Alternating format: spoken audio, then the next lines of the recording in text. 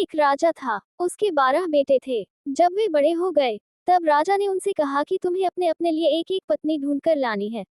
लेकिन वो पत्नी एक ही दिन में सूत काट कर कपड़ा बुने, फिर उससे एक कमीज सिलकर दिखाए, तभी मैं उसे बहू के रूप में स्वीकार करूंगा। इसके बाद राजा ने अपने बेटों को एक एक घोड़ा दिया। वे सभी अपनी अपनी पत्नी खोजने निकल पड़े। कुछ ही दूर गए थे कि उन्होंने आपस में कहा कि वे अपने छोटे भाई को साथ नहीं ले जाएंगे। 11 भाई अपने छोटे भाई को अकेला छोड़कर चले गए। वह रास्ते में सोचने लगा कि वह आगे जाए या लौट जाए। उसका चेहरा उतर गया था। वह घोड़े से उतरकर घास पर बैठ गया और रोने लगा। रोते रोते अचानक चौंक गया। उसके सामने की घास हिली और कोई सफेद चीज उसकी ओर आने लगी। जब वह चीज राजकुमार के पास आई, तो उसे एक नन्ही सी लड़की दिखाई दी। उसने कहा, मैं छोटी सी गुड़िया हूँ, यहाँ घास पर ही रहती हूँ। तुम यहाँ क्यों आए हो?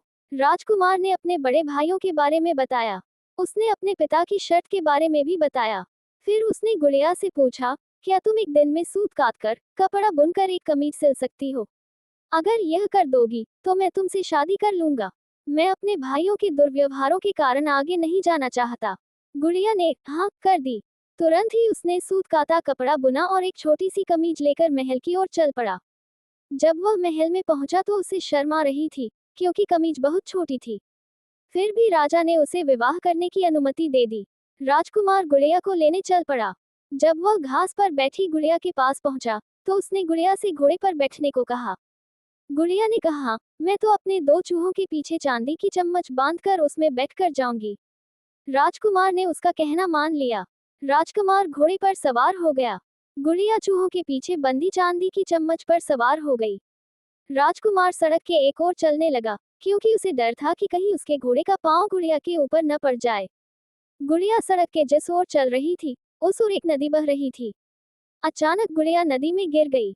लेकिन जब वह नदी के अंदर से ऊपर आई, तो राजकुमार के समान बड़ी हो गई थी। राजकुमार बहुत प्रसन्न हुआ। राजकुमार महल में पहुंचा, तो उसके सभी बड़े भाई अपनी अपनी होने वाली पत्नियों के साथ वहां आ चुके थे।